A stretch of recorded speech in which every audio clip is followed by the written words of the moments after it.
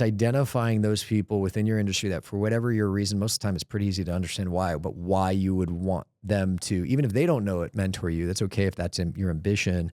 And then really, you got to stay close to the hoop, right? And you really actually have to work hard to getting that mentorship, because you can't just show up, say, hey, will you mentor me? No. Okay, I'm going to go. Yeah, that never works. Yeah, the mentorship almost has to be informal to where they don't even know, but they just. Exactly. And part of, in my opinion, and tell me if you agree, part of getting someone to mentor you, whether they know it or not, is when they give you advice or give you mentorship that you actually go execute on it. You actually go apply it. The second you start giving someone younger is like, what would you do here? And you tell them, and then, whether it's 5 days or 5 weeks later, you see that they didn't really apply it. Then you're like, what am I doing here? I was going to say application. That's like the key to it.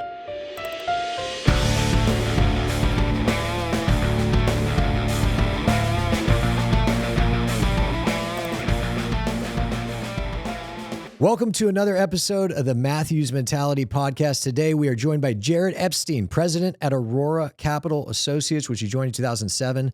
Jared's been instrumental in establishing Aurora as one of the largest owners and most active developers in New York City's downtown Manhattan market, completing over $2.5 billion in transactions during his tenure. That is a very big number and in a very competitive marketplace.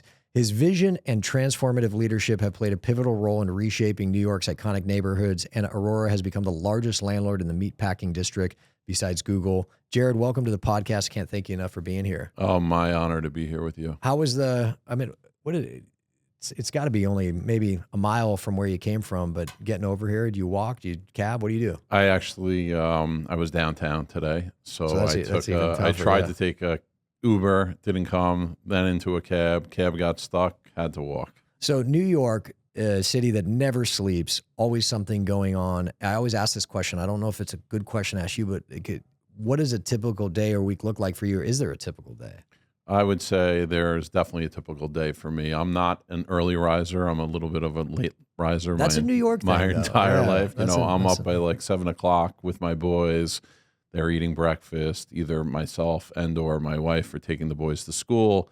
I haven't eaten breakfast yet. I come back, I relax, I hang out with my dog a little bit, I watch CNBC, then I'll have breakfast, I'll shower. I'm not in the office, just to be honest, until 10:30 a.m. Yeah, there's no playbook for how to be successful. Everybody's got their own style. Then I'm sitting in my office checking all my emails. I should have mentioned also when I'm waking up, the first thing I do, I'm on my phone. Checking emails, texts. What do I have today? My calendar. I always ask myself, is that a good or a bad habit to have? It's good in the sense of like getting back to people, but it's bad. Like you wake up and you're like, boom, right into it. You're boom into it. And then it actually stalls your morning. So that's part of the reason I'm not at the office so early. It's because I'm up all night doing the same thing, texts, emails, reading the news, and then the same thing the following morning. So you get in the office at 10:30. Again, New York, it's still, I want to say recovering from COVID, definitely from a remote office standpoint. It's been culturally a challenge to get some of the people back, but you're an in the office guy. I'm in the office 5 days a week. When my children, my boys were a little bit younger, I tried to get out of the city Thursday night or Friday morning. That's not the case anymore. They have to be in school 5 days a week, so it a little changed my patterns. The first thing I do when I get to the office is, again, check my email, see who I have to call back, check in with my team, and then get the day going. And how late are you usually staying at the office? And my wife doesn't like how long I stay, but usually I'm there till 6:30, 7 o'clock. And there are plenty of nights that I'm there till 9 or 10 p.m. And back in the day, I'd be there till 11. Yeah, and then kids change that, of course. Yeah, 100%. Where's home base for you? Home base is Chelsea. Okay. I'm down on 18th Street between 6th and 7th. So do you walk to work? I walk to work and I walk back every single day. And that's not in New York, but that is a unique experience. You like that? I love that. That's one of my favorite things about New York City is the ability to get some exercise in the morning and the late evening without having to be in a gym. What are some of the exciting or big projects you're working on today? We're developing the southeast corner of Jane Street and West, right on the water, right on the Hudson River. 100,000 square feet, ground-up development, designed by Leroy Street. Mark Turkel is the renowned architect there. Leroy Street is our design architect. BKSK is doing like all the filings and the more of the gritty work.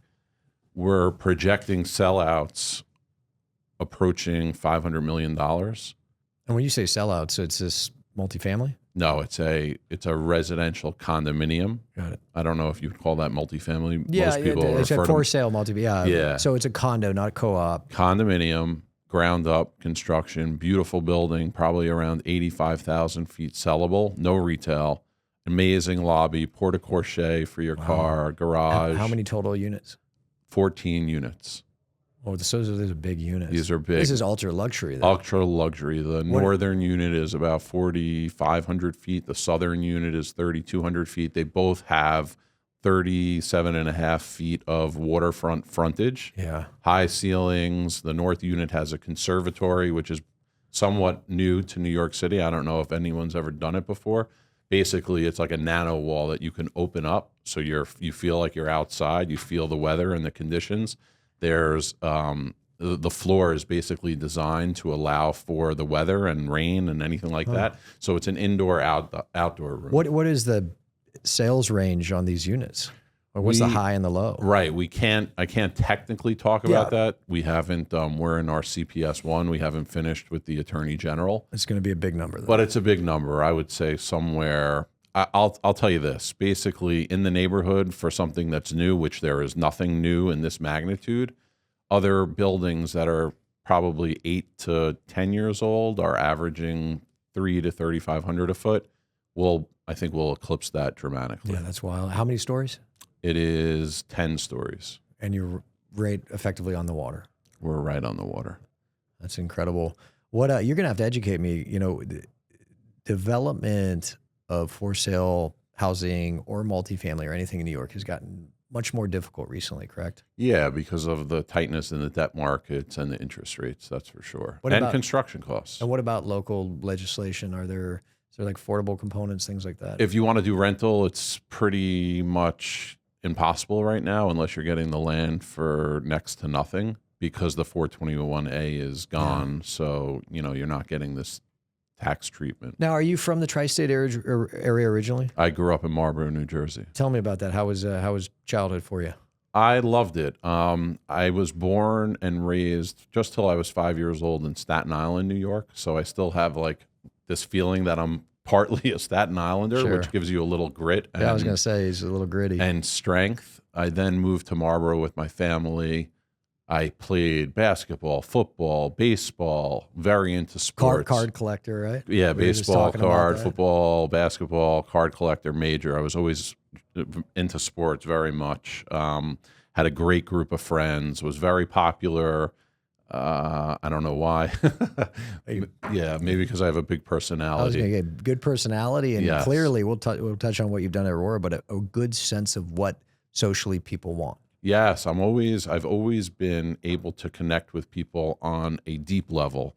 I think that's probably my biggest skill set. My mother's always told me that. I lead with my heart. I get very close to people very quickly because I care. I genuinely care about people.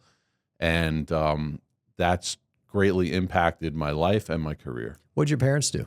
My father is still a CPA and financial advisor. My mother has an interesting story. She was a bookkeeper where my dad was working, which was a foreign exchange mafioso trading firm in the city called Noonan's.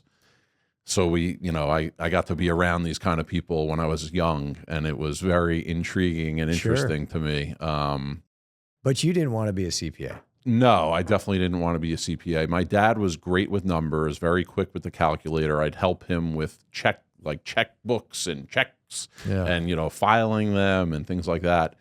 But my father himself, I don't think he really wanted to be a CPA either. He's very much a funny man.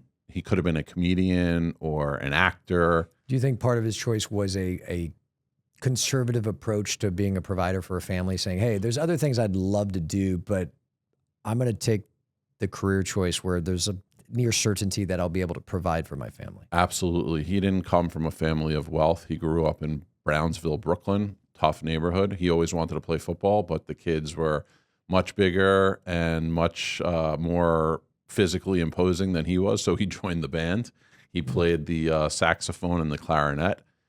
So, yes, absolutely. He went the career path of numbers and finance and being an accountant because not only did he want to provide for his family, but he was a smart guy. He was really smart. He skipped 8th grade. He went to Hunter College and was like summa cum laude there.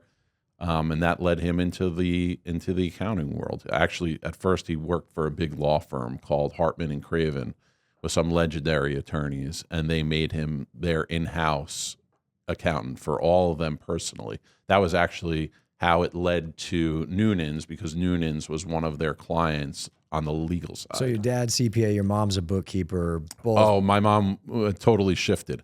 My mom was a bookkeeper, ended up working for Manhattan Bagel, which was a really storied franchise back in the day. They went public. My dad had a lot of stock. Then, of course, they bought a company that was cooking the books, and that's not good. It basically went bankrupt. But my mom was the franchise coordinator for the whole company, kind of like a retail position. Mm-hmm. So, and she did great. She was in the paper one time. Is that where you get your personality from, would you say? I think it's from my father. Yeah, I was going to say your dad. My also, father, yeah. I think my father, I get more of the personality. He has like big relationships with many people. People gravitate to him and they care about him because he cares as well. My mother, probably bigger heart, more my mom, a bigger heart and a harder worker probably. Okay. Yeah, very committed to working hard and being motivated. And we'll get into your work ethic and your efforts, but in terms of growing up and into high school, I'm going to touch on college in a second. Were you a good student? No, absolutely not. It's like anytime there's hesitation, no. I was. Anytime there's hesitation, they want to say no, but they're like, my kids might listen to this. And so how do I answer Maybe this one day I'll let them listen to this when they've already succeeded. Yeah. So I would say in high school, I had about a 2.5 GPA. I was incredibly intelligent as a kid. I had like a 132 IQ. My parents tell me all these stories. I came out of the womb and the doctor within 3 months, I was doing puzzles and he said, this boy is very intelligent. You're going to have a difficult life. You just didn't see the value in kind of like sitting there and being... I was complacent. Yeah. You know, I knew I was intelligent. I was doing workbooks for math. That was like my thing when I was a young boy. I didn't want to hang out with kids. I wanted to do these workbooks. And my mind was just so fast with mathematics. Then I got to school and I'm like, these people, you know, they're slower than me. I think I'm smarter than the teachers. And I was lackadaisical for sure. Got to high school and I was focused on many different things than education. I was focused on girls, sports. I became a bookie in school. So talk to me about becoming a bookie. How does that happen? So I would be placing bets and I never won. And my father told me pretty simply, you're better off taking it than making it, meaning taking the bet, not making the bet. I teamed up with an older guy than me, like one grade above, imposing, tough dude. I was going to say you had to have an enforcer. Yes, he was the enforcer, and I was the relationship guy. Everyone in my high school I had a relationship with got the word out that we were going to be taking bets, and we did really well. Unfortunately, my desire to gamble myself got me in trouble because I was placing bets at the end of the day as a fake person and I got crushed. So I ended up having to pay off my own losses to my bookie partner. So at the time, maybe today you could call not the best picker. Yeah. No, I'm definitely terrible at picking sports teams, probably because I let my emotions take control. Yeah. Also not great at picking stocks. I started trading stocks when I was 13 years old. I was doing great in Apple and iOmega and Microsoft. And then I went really long in a company called Advanced Viral Research. I got a tip at high school from a friend. I thought he was his friend. He says to me, my father was on a plane coming back from like Indonesia, and he was sitting next to this doctor. And the doctor opened his briefcase, and inside were these vials. And the vials, he told my friend's father, these vials are curing cancer in Indonesia. And the stock that in the company that he worked for was called Advanced Viral Research. The stock is ADVR. It was a penny stock. I started accumulating shares of like 75 cents all the way up to $1. My dad went into, I probably had 20 to 30,000 shares. My dad probably had, I don't know, 100, 150,000 shares. Then, very interesting, and I've never looked into this to this day, and I don't know like how this happened, but there was a station in New Jersey called New Jersey 12 News. My dad calls me one night. I'm at a party down the block, and my dad says, Jared, you got to get home right now. It's regarding ADVR. You got to get home. Come fast. I run home, and he plays for me a segment that he filmed of New Jersey 12. They show these patients from Indonesia or whatever it was back in the the Pacific, about how it's curing people of cancer. And they actually showed the people before and after. My dad and I were like, wow. Here we go. Here we go. We're going to make a fortune. That was like a Saturday. Monday morning, the market opens. The stock doesn't move. Like it maybe moved like 5-10 cents. The whole week, it ends up like down a couple of cents. We're like, what's going on? My dad takes the videotape, produces like 20 more of them, copies. He's like, Jared, we got to get this out. People don't know what's going on. This is going to cure. Actually, I think it was AIDS, not cancer. And this was kind of before the internet where things could go viral. Yeah. So we were trying to get it viral through the people that we knew with these videotapes. My grandmother, God rest her soul, was a trader her whole life. She taught me calls, puts, straddles. Really incredible. I'd spend nights on the phone with her. She lived in Florida. I was in New Jersey, and she trained me on the market. She had really had a great relationship with me and believed in me in a huge way. She wanted me to be in the market. So she calls us one afternoon, leaves a message. We weren't in the house. Jared and Nolan, you got to get Barron's. You're not going to believe it. Go get Barron's. So we go get Barron's. On the cover, ADVR, biggest scam in the last decade. So what are we going to do? We're hoping for like an opening that's not too bad, that it's not like 0 cents basically, and then maybe a dead cat bounce, which means that it falls dramatically, and then there's a surge of buying just to lift the stock a little bit. We ended up getting out at 17 cents. Our average basis in the stock was probably like a 1.25 to 150. Okay. So I got slammed. I basically lost all right. So not my money in the market. Not a gambler, not a stock picker. Definitely a gambler. Was a stock picker, but was never on the right side. Yeah, that's what I'm saying. But you seem to have done okay as an entrepreneur. So it sounds like even at a young age, especially with becoming a bookie or a stock picker, you had a entrepreneurial bent, a lean to you. Is that safe to say? That's for sure. And then the next part of my life was I went to college, and I had these friends that were promoting nightclubs. I had never been to a nightclub in my life. Real quick for the audience, where'd you go to college? I went to the University of Maryland. Was that straight out of high school? Straight out of high school, and I became a bookie again really quickly. I had guys running for me. I had this great big guy named Ace Nurse, who's a dear friend of mine till this day. He played football at Maryland. He was supposed to be my enforcer, but he was a tough kid, but he was too soft. He liked having relationships with everyone, so he didn't collect. Probably an O lineman. Yeah, O linemen are big. They're scary, but they're like really big, nice guys. He was a D lineman actually, and he was tough. He was from Lawrence, or actually Inwood, which is a tough town. But he was too nice. He was tough, but too nice. So you're a bookie, you're at Maryland, but you were touching on real quick something about you. It sounds like you got into nightclubs, yeah? Yeah. So I had these two friends that were promoting nightclubs in New York City. The first time I went with them, they walk right into the club, a huge club called Carbon Nightclub. I would think it was on 54th Street between 10th and 11th, owned by a guy named David Marvisi, a legend in nightlife. So is this up here or down? Here in New York City. Gotcha. Yeah. So they walk in for free. I'm waiting in line forever. There's probably 500 to 1,000 people in line. They have these drink tickets, so they get in for free right away. I'm waiting online. They have drink tickets. I pay to get in. I pay for my drinks.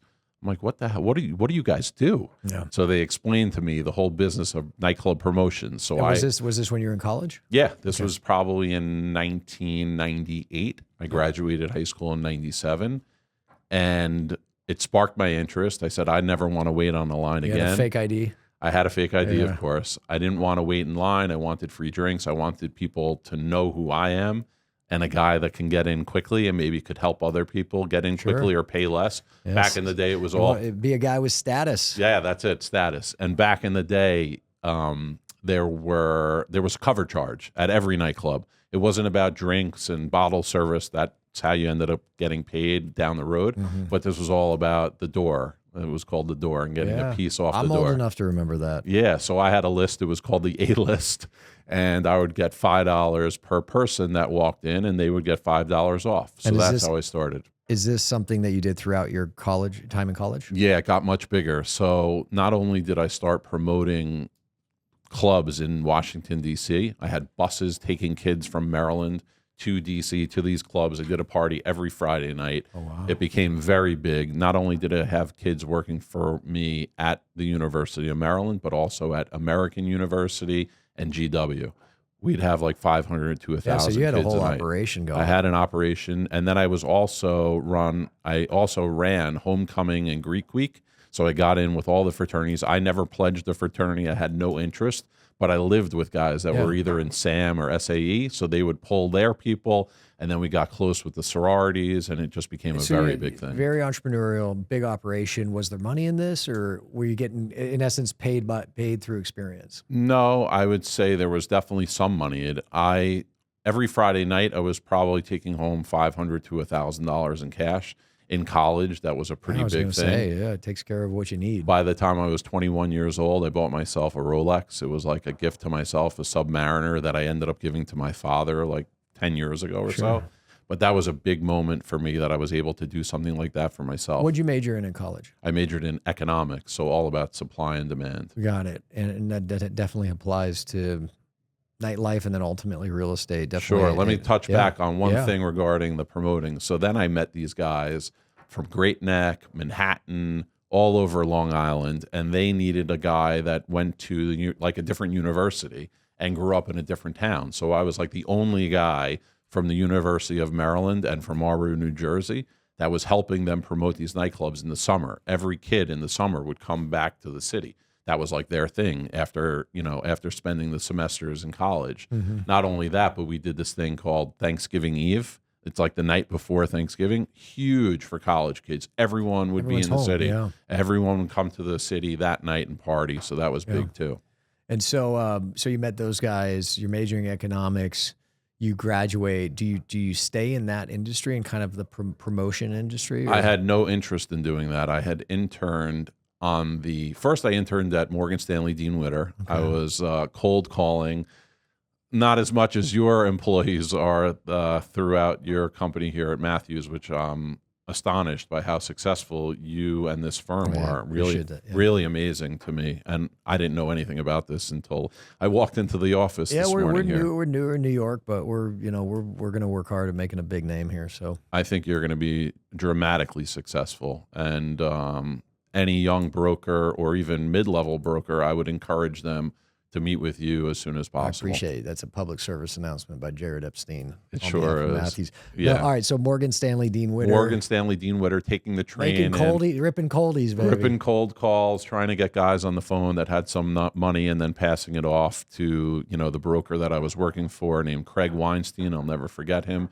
He was great. He had an Italian partner that was cursing all day, every day. Like movie characters. Yes, buying and selling options. It was really incredible. I was a big fan growing up of Glengarry Glen Ross. Yeah, Glengarry Glen Ross. That's one of my favorite movies ever. Or Wall Street. Yeah, Wall Street was cool. I loved Bud Fox and Gordon Gekko. But really, the one that stuck to me that I watch till this day, at least a few times a year, Glengarry Glen Ross. From Mitch and Murray downtown. Wow, I'm surprised that you knew I know that. the whole. Like, come on, I'm in brokerage. Like that is the only movie ever made about our industry. Is unbelievable movie. There's a lot. Like, what does it take to sell real estate? Put that coffee down. Coffee's for closers. That's correct. You ain't closed shit. Yeah, look at that watch. Yeah.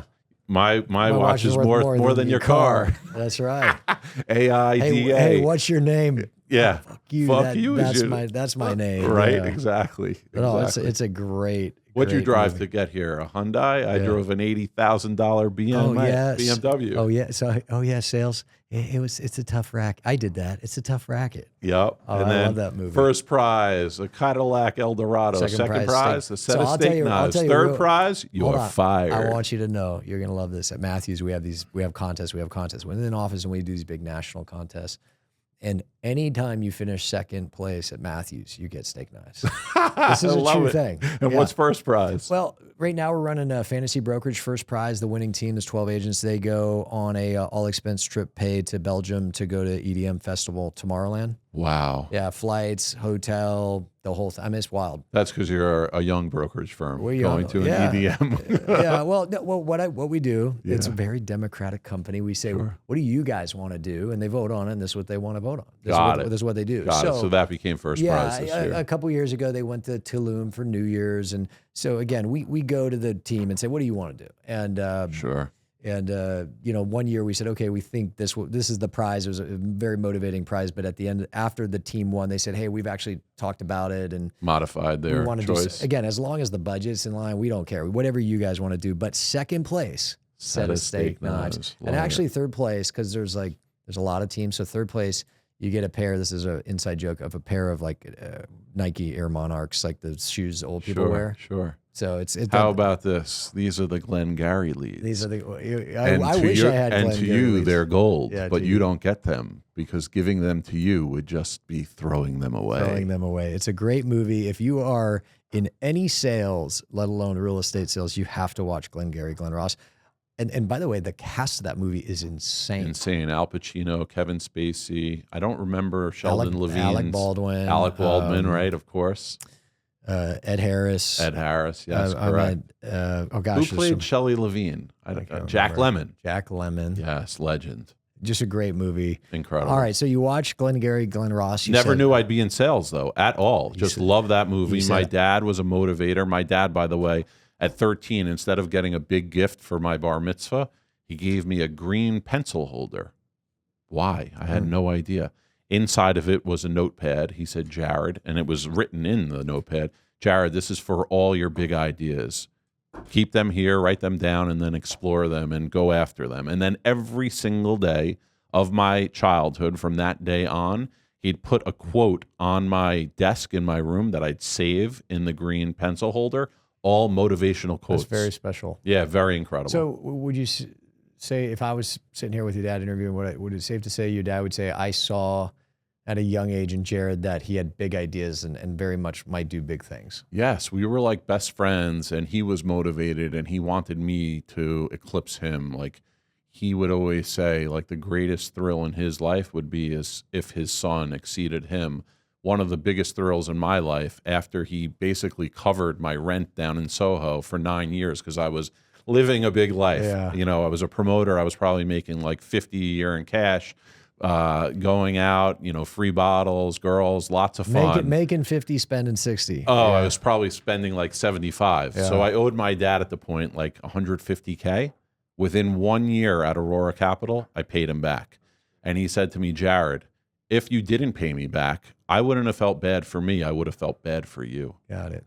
So big believer. Clearly could see you had big ideas. And so that led to, now I want to get to the part of your story, which is obviously relevant to me. How did you get into the real estate industry? Really quick, I'll just go back. So I'm interning there at Morgan Stanley, Dean Witter. I end up interning at the New York Mercantile Exchange with guys, heavy hitters. These guys were making literally $10,000 to $50,000 a day. Huge leverage, money behind them, 10 to 50 grand a day. I'm like, whoa.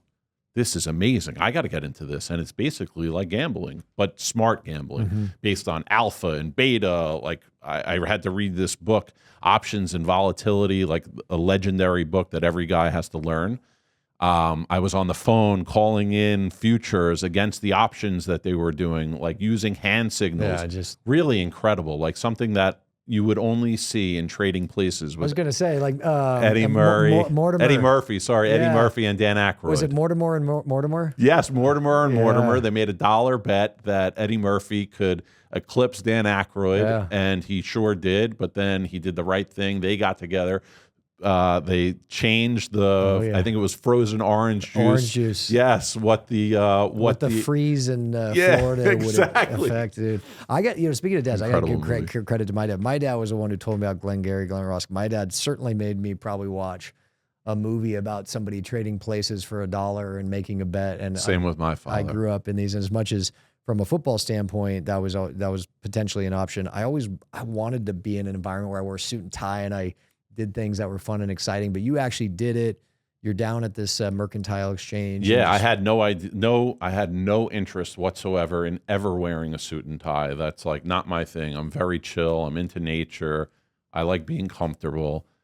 So the NYMEX seemed like a great place for me. They wore like a very cool jacket. They had a cool badge, not a sports jacket, like literally like a throw over piece. Well, because you're throwing elbows, exactly. You can't, really incredible. So I saw the money. I liked the guys that were down there. They were kind of like the mafioso types and some really brilliant Jewish guys making a fortune of money. The problem was for me that within like a week of being there, I knew that there was a guy on the floor that had a badge who was strictly there to deal drugs, literally.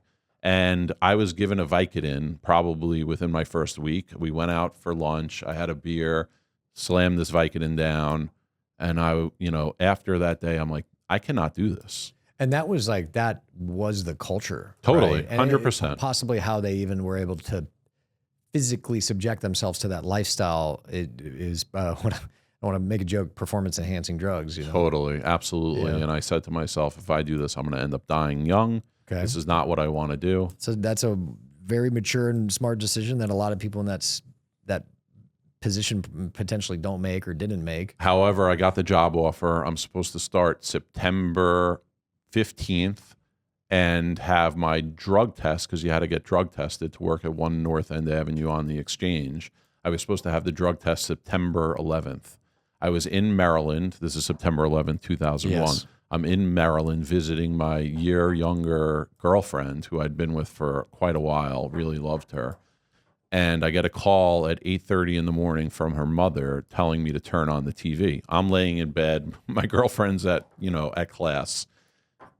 I turn on the TV. The first thing I see is Diane Sawyer broadcasting, and then a plane going right into the Trade Center. It was the second plane. The second one, and it blows up, and I was like, "Whoa! What is happening? What is happening?" It changed my life and so many other people's lives as well. God rest the souls of all the people that died that day and have since passed due to the carcinogens that were down there. My father-in-law passed a couple of years ago from a very specific blood cancer. He worked at the federal building across the way, and he went back to work 4 days after they went down. And my mother-in-law was like, "Hey, I don't want you to go down there," but he was high up in Social Security Administration, and he went down there. And there's no history of this blood cancer. Is very unique lymphoma to the dust. And the dust from the buildings. And so, he passed. And again, this is 15 years after. Sure. But right. Yeah, it is very tragic that day and the loss of life that day. But it's still happening. Yeah, for sure. So I was supposed to be on a train that morning going into the Trade Center to then, walk over to 1 North End Avenue. Thank God I wasn't there at that time. And the next thing that happened, 1 North End Avenue was no longer viable for the New York Mercantile Exchange. They ended up working maybe like an hour a day. I'm not sure where. It definitely wasn't at 1 North End Avenue because that was directly adjacent to the rubble. Zone. And I wasn't going to be able to work at this job, which I really wasn't excited about, except for the fact that I probably could have made a lot of money. So I spent 6 months, 8 months back at home with my parents and my sister. Absolutely not what I wanted to do. Finally, I got back into promoting. I saw an ad on Monster or whatever company it was back then. Young kids don't know about Monster. Yeah, so I saw a job on Monster. It was about marketing for brands and doing private events for brands, like all brand marketing. Sounded exciting, right up my alley. And it turned out to be just working for an older guy that was a promoter. So I was like, what am I doing? Yeah. I'm making like 40 grand. I'm working for a promoter. I could be doing this on myself. So 3 or 4 of us left. We formed the Case Group. It was Cooper, Alpert, Sneed, and Epstein.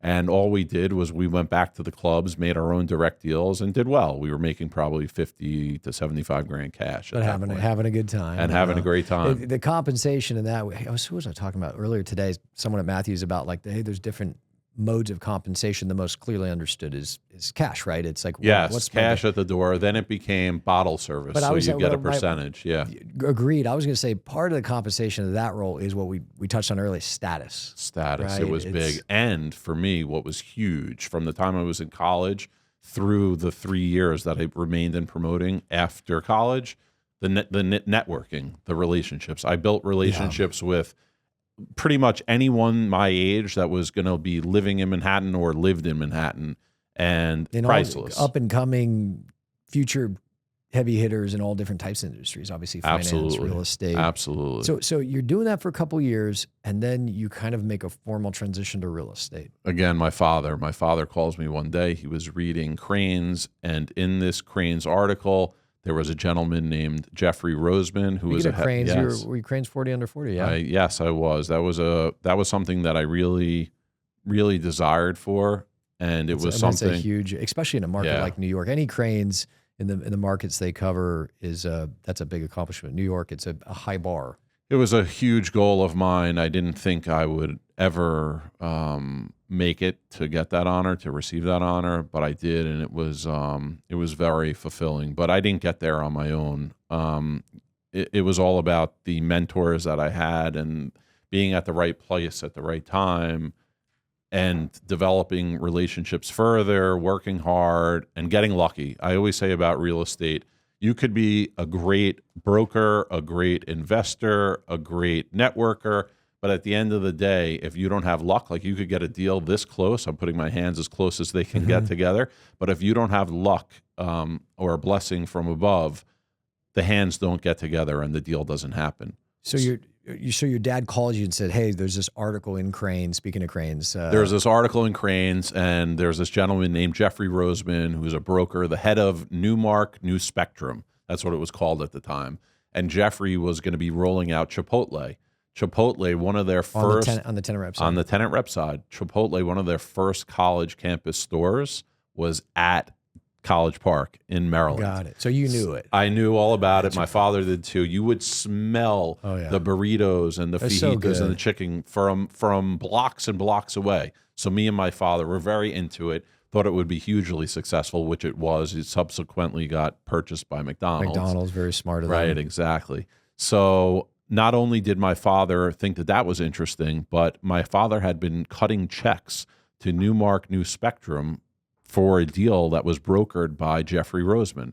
He had represented my father's client that owned a few buildings on Broadway and brought a company called The Lounge to the building, which was 593 Broadway. Had he met Jeffrey Roseman? No, he had never met Jeffrey Roseman, but he knew that he was the broker. So he says to me, he calls me and says, Jared, it's time. You got to get a real job, a real profession, get out of the nightlife industry. You got to go take your New York broker's test, salesperson's, get a salesperson's license.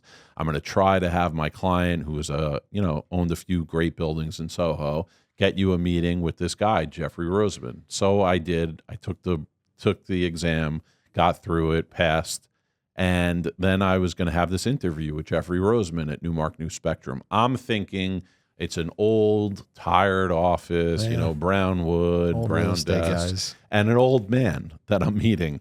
I had no idea what I was walking into. Really nice office, impeccably dressed gentleman, probably in his, to this day, I'm not sure exactly how old he is. I don't think he's ever told me. He was probably at the time in his late 30s, early 40s. And what was he interested in meeting me? Why was he interested in meeting me? Simply because I was a nightclub promoter. And why was that? He was a nightclub promoter at Hartford University and another huge titan in the industry of retail at that point. I'm going to have to write this down. We're always like, where can we find good brokerage talent, nightclub promoting? Oh, yeah. I don't know if that's still a thing. It might be. I'm not in that life anymore because of my children. I think they may do it. I'm just not certain. Anyway, Robert Futterman, who was also a titan in the industry, a firm called RKF back in the day, he was a nightclub promoter also at Maryland University. So he was interested in me because if you could do that, he thought you could do sales and then you could be a broker. So you go into brokerage. How was that? Went into brokerage. 2 weeks later, he hired me. Originally, he told me there were no desks available. 2 weeks later, I kept pounding him and give me a shot, give me a shot. It was difficult at first. I relied on my relationships in the nightlife world originally. So I was trying to get guys to open restaurants, represent them on nightclubs. I had relationships in the cafe world because at the time I was dating a girl that had a huge, like her father had a huge brewing company and roasting company for coffee. So we had many relationships with cafes. I was calling them, cold calling, but it was a warm call. Sure. That's something that I always tried to do, make warm calls. Any call I ever made, I tried to understand who this person is, what they're into. So when I called them, not only was I adding value by giving them a piece of information, either about their industry or about real estate, but I also knew something about them. So I tried to connect with them. At the time, and maybe it was just kind of coming around social media and probably not in a professional setting, but how would you go about getting information on someone ahead of time? Even Google at that time wasn't what it is today. Like, how would you, was it just, it's kind of like your own personal LinkedIn, trying to understand your connections to that.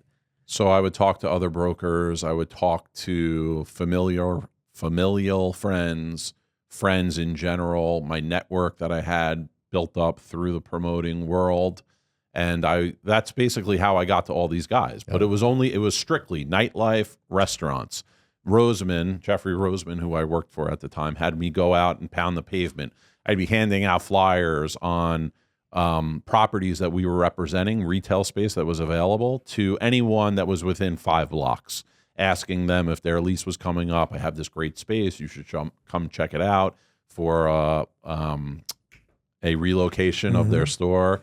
And that's how I, started evolving from not only being a restaurant nightlife agent to being more of a landlord rep, and even working with tenants that were outside of that nightlife world. So you have this background as a nightclub promoter, kind of on the social side of things, and then you're building this base of more traditional real estate landlord tenant rep dynamics, and building a foundation knowledge in that.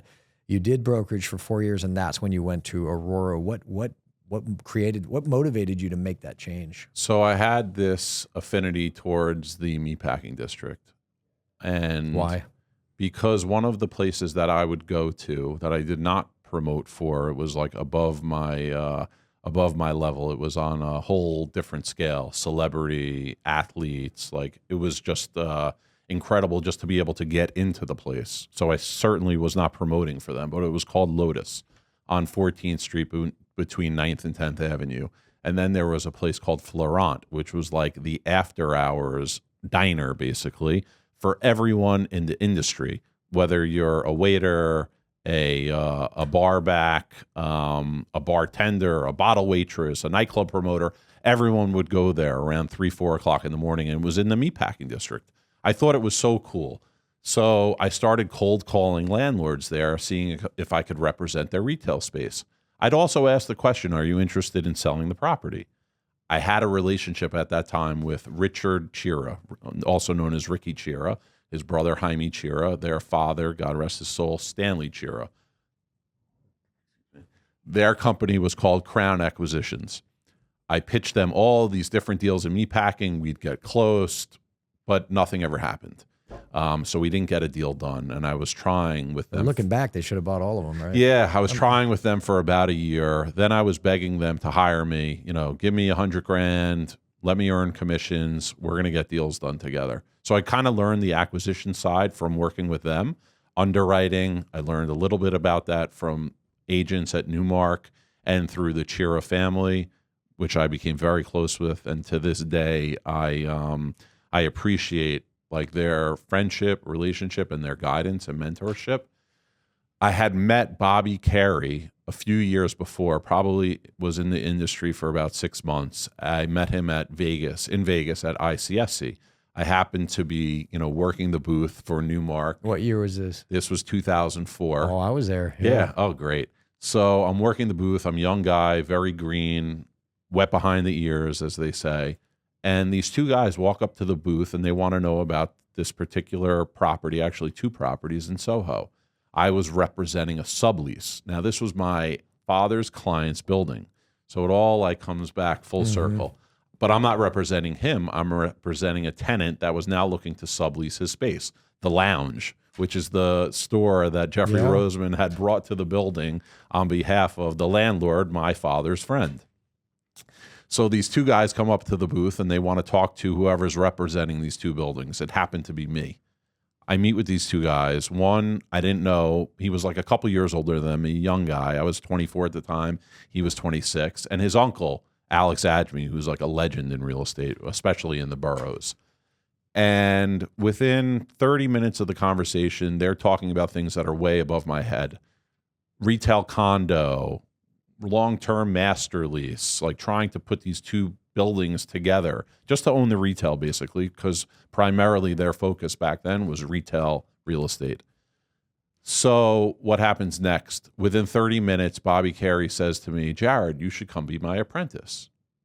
I'm like, that's really flattering, but I'm working with Jeffrey Roseman, the head of Newmark Retail. Like, I'm not going to give that up, but I'm really flattered and honored that you would even consider me to be your apprentice. And he said, the reason that you should want to be my apprentice is my family owns real estate and we're going to be buying a lot more because I'm like taking charge and that's what I want to do. I didn't take the job, didn't move. I was very, excited to stay with Jeffrey Roseman. I was there for 3 years. I started talking to the Chira family, was working on buying things in the Meatpacking District. They wouldn't hire me at the time. They said at the time, we're three brothers plus our father. There's not enough action for the three of us, the four of us. Yeah. What are we going to do hiring you?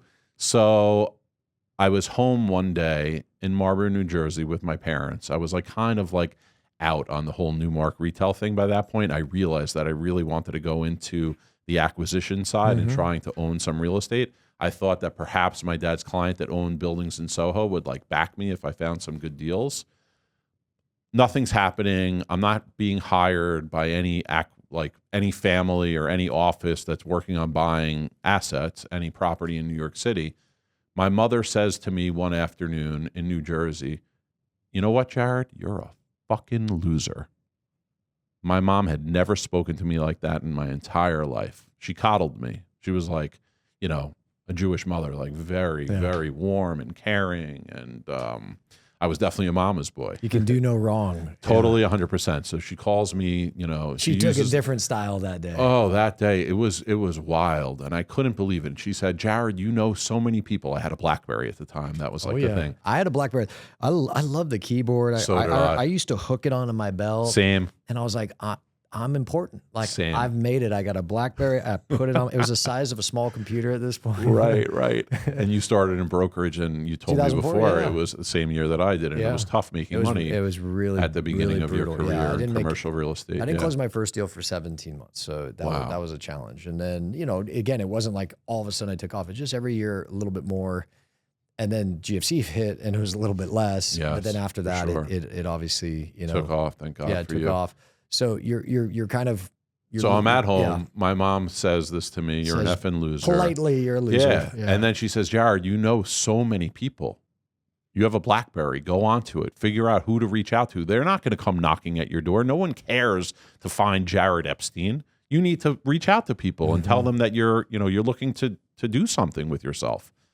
Literally the first person I reached out to, I remembered. I'm like, what about that guy, Bobby Carey? He wanted me to be his apprentice a few years ago.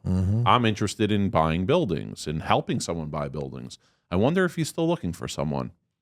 I send him an email. Within maybe 30 minutes, I get an email back.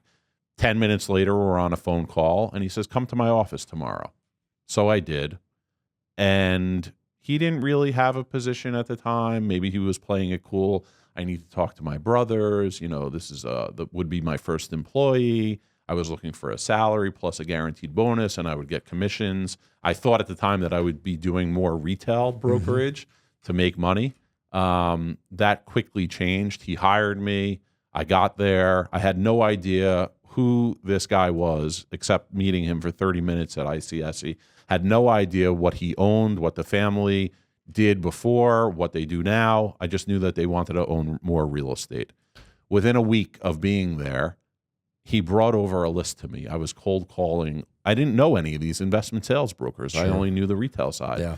He brings me a list, and he says, Jared, if anyone asks who we are, because Aurora didn't really have a brand name. It was a company name, but no one knew who the hell it was. And some people knew of the Carey family, but it was really within the Syrian Jewish community, not outside of it. And the Carey family was very respected, very wealthy. I had no clue. And to me, by the way, growing up, if your father made $500,000-$600,000 and you got to go on like 2 trips a year and your dad had a BMW, you were like, wow, you were wealthy. Sure. Like that was way more than I grew up having in my family. So you joined Aurora 2007, right? Yeah. So he brings me the list. Yeah. On the list is large office buildings in Soho, retail, like great retail all over the place, a position in the World Trade Center, a position in Barney's, New York, LA, Chicago. I'm like, who are these people? The first deal we're working on, he's going to have to come up with like $50 million in equity.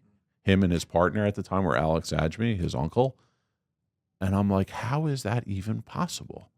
How can someone have that type of money? It's a big equity slug. Yeah, just enormous. And it was real. I was astonished. I worked hard. I got him to the Meatpacking District in 2009. Well, I have to take a step back first. The first deal that we did together was the deal in Soho that he had asked me about in 2004. We acquired the retail of the base of these buildings. They wanted to hire a broker to represent the retail. I said, guys, you should let me do this. I can do this. No, we need to hire this other firm. They were falling on their face, not getting anything done. I had made a cold call to a friend. I guess it wasn't a cold call. I called a friend in real estate, a retail broker. I said, what about Victoria's Secret? And the only reason I called him regarding Victoria's Secret was I lived in Soho. That's why in the beginning of our time together at Aurora, we really focused on Soho. I lived there. I was walking the streets. I knew the landlords. I knew the retailers. And I said to my girlfriend at the time, who became my fiance and my wife, I said, who belongs in this store here? If I could put the whole thing together, it'll have 60 feet of frontage, 10,000 square feet on the ground, lower level. Victoria's Secret. She said Victoria's Secret. I said, why? She said, well, they have a store, a very small store on the corner of Prince Street, and inside of it is this brand Pink. Pink is like exploding. And she said, Victoria's Secret needs a much larger store, and Pink needs its own store. I call my friend Dan Alessandro, who at the time was working at CBRE. Within 3 to 4 days, I'm creating a rendering of what it could look like. There was an interest from them, so we created renderings. We had to show them how we're going to move the lobby to the back of the building, and how that came up, the lobby. I'm with the heads of real estate, myself. Bobby wasn't there, or Alex at the time. And the head of real estate for Victoria's Secret looks at me and he says, this really doesn't work. You know why? There's a lobby in between the two stores and it like disrupts the frontage. It's like not cohesive. It doesn't make it look like it's one store. I knew the building from my father and his client. I had been there so many times during my life. I knew there was a freight elevator in the back of the building on Mercer Street. I said to him, we're going to get rid of the lobby. We're going to move the elevator to Mercer Street, and you're going to have the full 60 feet of frontage, this amazing 10,000 square foot space. He looked at me and he says, kid, can you really get that done? This is at literally across the street from these two buildings, pointing at them. I said, absolutely, I'm going to get it done. Go back to the office, tell Bobby. You said, I have no idea how I'm going to get this done. I figured I could get it done because I knew there was a freight elevator. I don't know how we're going to get rid of the elevator on Broadway. It turns out we were able to do it. We can put in a hanging elevator pit so it services the upper floors. There's going to be this new beautiful lobby on Mercer Street for your tenants. We're telling the landlord because we only had a master lease on the retail. We're going to do this surgically, like in a hospital setting, basically, with plastic sheathing, and none of your tenants are going to be disturbed. We're going to meet with every tenant and get them on board. Upstairs were residential tenants and commercial tenants. It ended up, he did not want to do this. He did not want to allow us to do this. So we created this beautiful book, all the timing, like the scheduling, how each piece would happen, how this was going to be a benefit for the tenants and a benefit for him long term. We had a whole book created by TPG Architecture, renderings, the timeline, like I told you. And then finally, after meeting him 3 or 4 times, the owner of the property, he said, all right, let's do it.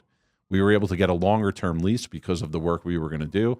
We signed the lease with Victoria's Secret at $5.3 million a year. That's a big number, even in today's. Yeah, you're right. Yeah. And back then it was just enormous, and it really put me on the map in terms of being a deal maker. Yeah, being able to really accomplish something in real estate. And I had some relationships at the New York Post.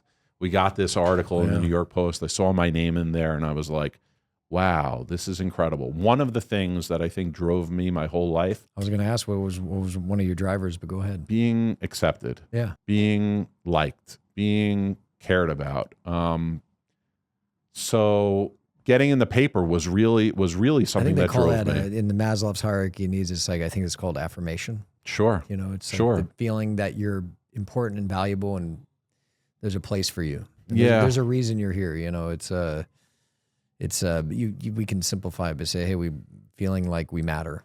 You know? People probably don't know this about me, but I was popular in middle school, and I had a girlfriend at the time. I wasn't too into her. She was very into me. I ended up breaking up with her. She got together with like a real tough guy, not like you know, I'm a little Jewish guy at the time, not into fighting. I played football, but I wasn't the greatest player. I was a little bit tough, but this kid was tough as nails, scary, and he didn't like me because his girlfriend still was into me. He would pick on me. His friends would pick on me. Finally, one day, he like wanted to fight. I ended up beating the shit out of him. He was bloody. His starter Knicks jacket, all white, blood everywhere. I got suspended for 5 days. So did he. My mom didn't want me going back to the school. I ended up going to a private school the second half of my 8th grade. So the point of the story was that I was like picked on, and it really affected me emotionally. And my friends all like abandoned me.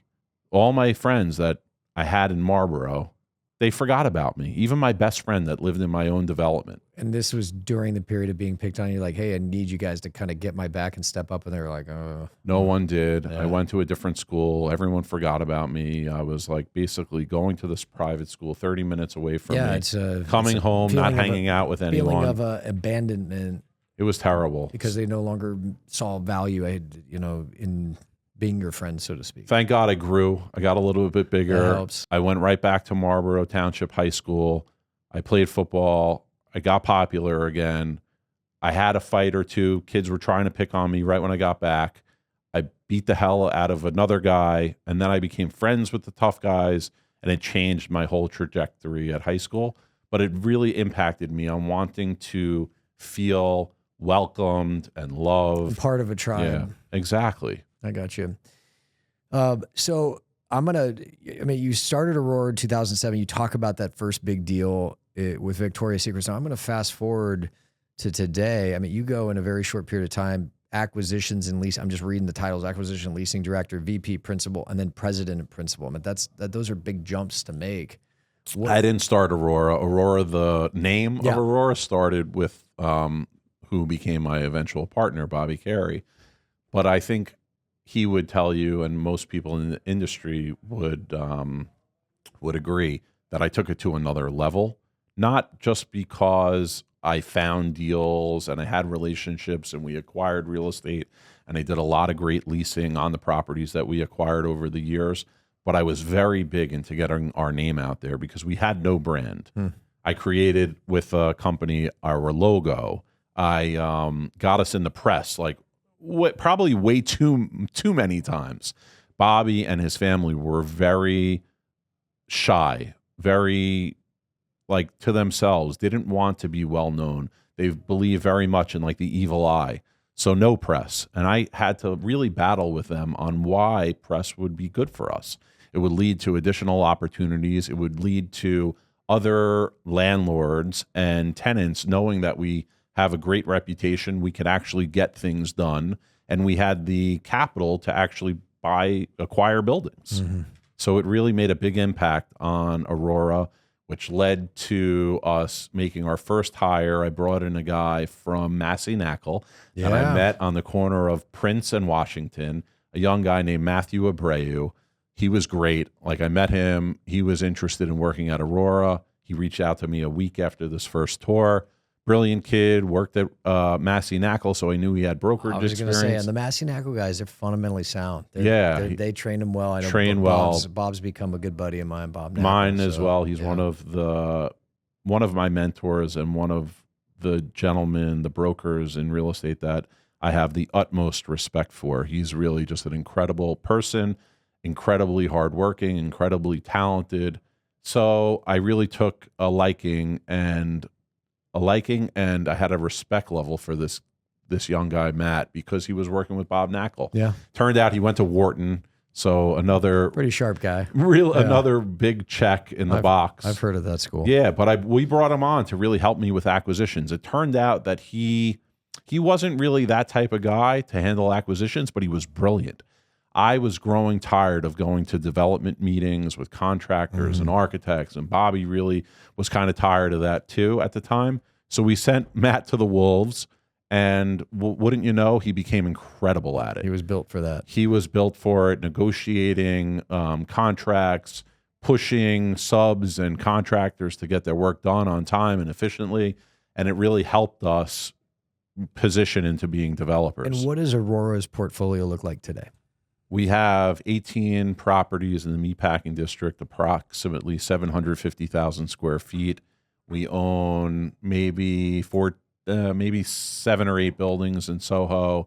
We own some pieces in Midtown here in New York City, a bunch of properties in the boroughs, 3 development sites that were out of the ground, with one that we sold condominiums in the West Village, another that we rented up in record time in the West Village, the 140 Jane development that I told you about, another development site on Perry Street, another development site on Christopher and Weehawken Street.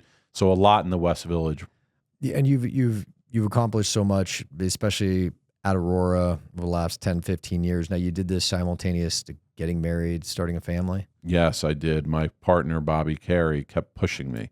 I had a girlfriend that I really loved. So it's time to grow up. Yeah, he's like, you have to get married, it'll change your life. It'll really further ground you. So I did. It was one of the best decisions of my life. She loves me so much, really is like an anchor for me, keeps me focused and keeps you out of the nightclubs. Keeps me out of the nightclub. She's not a drinker, no drugs, very against all of that, not interested in going out at night. We quickly got a dog, right before we got engaged. You got kids? I have 2 young boys, Jagger, who's 7.5, Brant Axel, who is 6 in 2 weeks. And that changed my life again as well. And so, look, kids will be getting married and kids. So was that mentally a challenge, kind of pivoting from this, hardworking, obviously professionally successful, but going out and having a good time to going home, hanging with the dog, hanging with the kids? Yeah. So the first thing, I lived in a 5th floor walk up in Soho and would take the subway up to the Newmark office. This is when I started dating Mindy, my wife. This was 2006. By 2007, we ended up getting a dog, God rest her soul, named Madison, a puggle that I love very much. And that started changing my life because I didn't want to go out anymore. I wanted to come home and be with my girl and my dog. Then we moved to Chelsea. We had our first son, and another dramatic change in my life, really making it just became all about the kid, all about my boy, my son. And again, no interest in going out at night, no interest really in networking at night, a lot of lunches, going to ICSE still, but no partying at night. Yeah. Yeah. Yeah. That definitely happens especially with the kids. Outside of your family, what are your biggest drivers or motivators today? I would say my biggest motivator, there's 3 people probably in my life that have really impacted me and make me want to continue striving. And I would say they are, of course, Bobby Carey. He works as hard as anyone I know, is the second most brilliant person I've ever met in my life. The first would be my great-grandfather, who was lingual in 7 different languages, including Aramaic, like the language of God. He was a seventh generation rabbi. God rest his soul. He died in 1999 at the age of 99. I was going to say he had to have lived a long life. Brilliant guy. He would read the New York Times cover to cover for the science section and the politics section literally every day. Walked back and forth to his temple in Brooklyn every single day till he was like 95 years old. So he's, he's number one. He'd probably be number one. Bobby, number two would maybe be, I actually would say my father probably, because my father continues to work, continues to strive. He's 70, I think he's 72 or 73 at this point. My father-in-law, who's 78, he's a garmento. I'm not sure if you know what that means. You would if you were a New Yorker. Yeah. But basically in the garment district. Yeah, and buying and selling goods. Like that's what he does all day. He's on the phone 24/7. The ultimate trader. Yeah, he is the ultimate trader. He drives back and forth to the city from Weston, Connecticut. Takes him 90 minutes each way. Does it every single day of the week. Just a complete animal. Discipline, routine. And then Bobby, I once called Bobby when I was out in the Hamptons renting a house. And I said to him, this was like as the sun was setting, I probably had a drink or two in me. And I said, Bobby, what motivates you? How do you keep going so hard? You come from such a wealthy family. You don't have to work. Like, what is it? He goes, I just love it. And that's like the kind of, that's how it was born, Jared, and how I was raised. I've had the opportunity, privilege to interview, I don't know exactly, was this 15, 16 extremely high achievers, 20? This is the 20th episode. There you go. That actually, more than anything, has been because I asked a question, and I've asked you, and I'll continue to ask you at different stages of your life, like, what was your why? What was your motivation? And there's different layers to it. Obviously, early on is probably financial anxiety, like I got to make money. But the biggest thing, especially when people hit a place in their career where they probably don't need to work, it's like, so why do you keep doing it? It's like, because I really love and enjoy, and we use the word passion, enthusiasm, but like, it's like that cliche saying, if you find something you love to do, you never work a day in your life. And it sounds like that's effectively what Bobby was telling you on that day when you're like, why do you keep going? You have more money than you ever need. It's like, because I love what I do.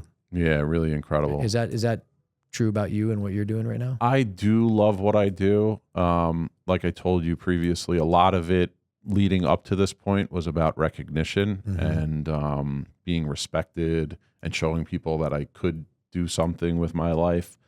But I would say I'm much more of a homebody, a guy that loves nature. I'm stuck in the city because I work here. Yeah. I'm not the kind of guy that would like to commute. I knew that at a young age when I was taking the train from Jersey to Morgan Stanley Dean Witter.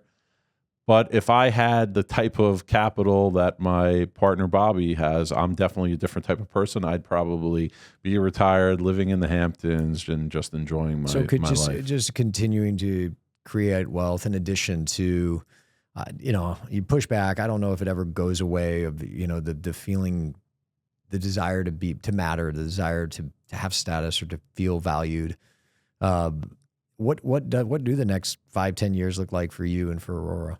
I'll tell you one thing. Like, I probably wouldn't retire even if I did have the cash, because I also love the deals and I love the networking and I love the relationships. And when I'm anywhere, whether it's being on a Caribbean island or up in the mountains or out in the Hamptons, which is probably my favorite place in the world. Because you spend a lot of time out there. Right? Yeah, I'm always intrigued by real estate. Like, I see something and I see value and I see potential, usually with things that are not developed or just mismanaged or underdeveloped or misused. And it really just, I connect with the real estate, I connect with the bricks, and I want to do something. I want to get involved. And why do you think you're like that? I think it's really about my creativity. Real estate affords you the opportunity to, in some way, be an artisan. Mm-hmm. You're putting your touch on something, and real estate is real. Like it's not currency. It's not a stock. It's 100%. It's a tangible asset. Yes. To your point, it's just a different type of canvas. And I love the canvas of real estate. I really love it. Yeah. And what do you like? I got a question for you. So, if you had to go back, looking back at your career and again, you've come a long way, but like, what would be a piece of advice you'd give your younger self? You know, when you were starting out, maybe just as a professional, or perhaps when you're starting in Aurora, again, you could figure out what time period you're going to talk to yourself looking back, but what would be a piece of advice you'd give yourself back then that maybe you didn't know? Working even harder. Yeah. Longer, harder. So sacrifice. Yeah, sacrifice for sure. We talk all the time about delayed gratification, and gratification's a lot like wealth. The longer you allow it to, it compounds, and the longer you wait to get it, actually the bigger it gets, you know? Sure. And we've interviewed some people who say, yeah, I wish I'd, you know, in my 20s, especially when life's simpler, you know, specific to other commitments like family and things like that, it's wish I did more. So yeah, that's definitely great advice. That's great advice. And I'll tell you why every episode, Zach, we talk about this, because so many of our listeners are up and coming professionals, and I would say young and 20s and 30s, and they're in the building phase. But especially this generation, there's been a concept introduced more so than probably you or I, is like the work-life balance when they're younger. And I'm not saying you had balance, but you definitely were having a good time in your 20s. Now, the good news for you, you were smart enough to at least tie that into your job. You know? Thank God. But what advice would you have for young professionals that are inherently, like internally, they're driven to go out and conquer the world, but they're also asking like, well, wait a minute, what about, I think I'm supposed to have work-life balance. I think I'm supposed to not just work. I'm supposed to evaluate my life in other ways than just my professional success. Looking back at your career, what would be your comment to that? I would say that not having such a work-life balance when you're younger, you alluded to the fact that you just have much more time and more energy when you're younger. And then you have much more responsibility when you have even a dog and then a family. Yeah. I would say dedicating as much time as you can to your career, your calling, not only by making, in our industry, making cold calls, networking. It's also about reading. You know, we have a great source in our industry called The Real Deal. Yeah. You know, you could be on it all day, every day. I don't know when this episode will be released relative to Amir's. I just interviewed Amir yesterday. Great guy, brilliant. We tried to Awesome. invest in the company in the depths of COVID. He wanted a huge valuation. I saw a lot of value in it. It's an awesome publication. His story is phenomenal. You got to listen to the episode. I will give you a sneak peek. I didn't know he was an actual refugee, from Iran, but like Islamists take over in the late 70s, knock on his door and like try and find his father. They have to flee. I didn't know that. Yeah. It was incredible, and a huge success story.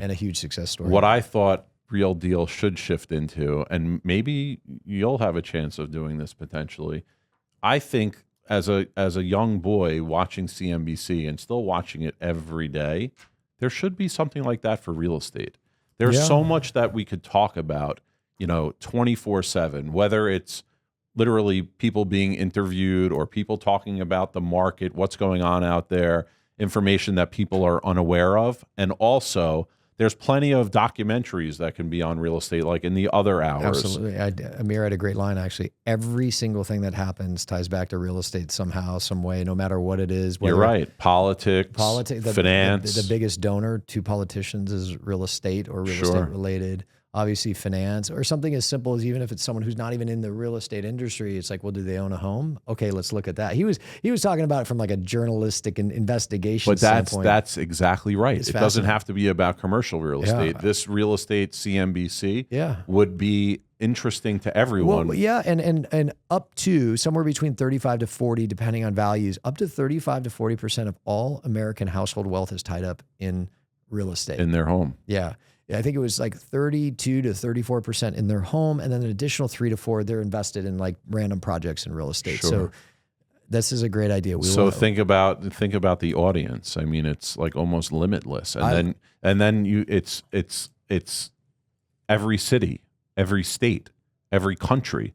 So how could you not fill up a 24-hour? And even having commercial, and probably a bigger portion would be residential segments, because residential real estate is, I mean, they have reality TV shows. This isn't reality TV show. No, I'm saying there's an appetite for it. There's an appetite for it, but this is actual reality. Yes, that's a reality TV show that's scripted. All right, you invest. I'll occasionally make a guest appearance. Amir will produce the whole thing. We solved it today. Yeah. All right. Last question for you. Actually, I got two more. Last kind of high level question for young entrepreneurs, young professionals, whether it's in in the industries you came up in, or it doesn't even have to be real estate. It could be anything. What advice would you have for young men and women today getting started in their careers who at least in this moment say, hey, I want to make it to the top the way you have or other people we've had on the show have? What would be your kind of summarized advice for them? Work hard, read, network, find mentors. That's like a big thing as well. Find people that have made it and understand how do you how find they did a it. mentor?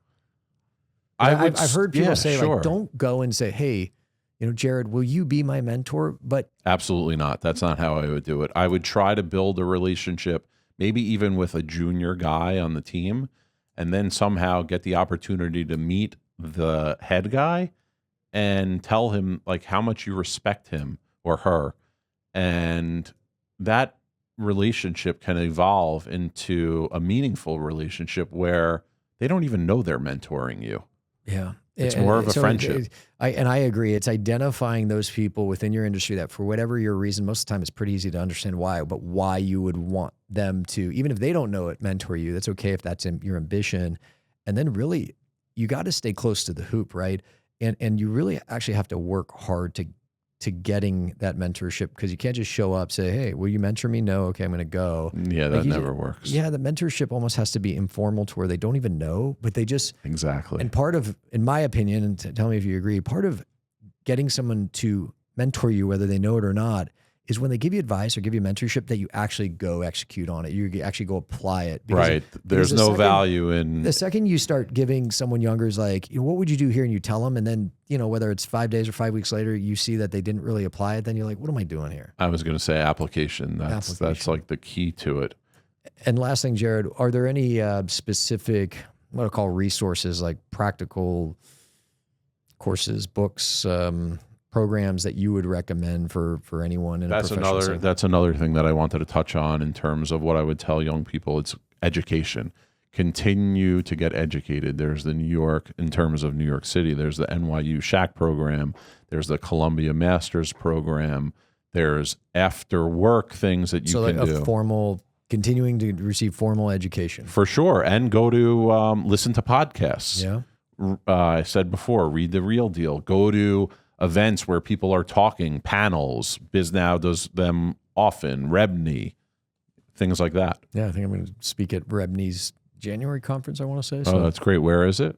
Here in New York. Well, I'm going to reach out to them and try and get on the bill also. Yeah, for sure. That'd be great. I'd obviously heard about them, but they said, hey, we see what you're doing in New York. We'd like to have you come be... That's great. Either a speaker or keynote. And you've done a lot in a very, I'm so thrilled that we got the opportunity to meet each other today. Again, I'm wowed. I'm floored with what you've already accomplished here in New York and around the country.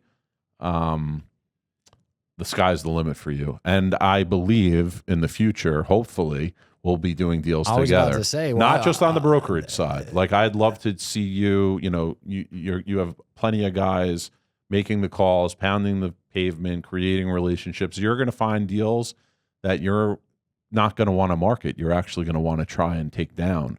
And I'd love to continue this relationship. We'll go out and we'll ask these guys if they got any off-market leads. I know I'll be an LP because I don't know the New York market the way you do. I wouldn't let you be an LP. But yeah, this will be fun. And guess what? If I ever need to look and I know people in New York and get into a nightclub, I know who I'm calling. Right? That's for sure. I still have some contacts. Excellent. And they own the clubs now. I can't thank you for making the way over to our Midtown office here in New York, Jared. It's been a privilege. I very much enjoyed our conversation. I look forward to really kicking off this relationship. And again, just thank you for being on the show. Thank you. I appreciate you. Let's get down to business. Give you one more night to get this. We've had a million nights just like this. So let's get down to business.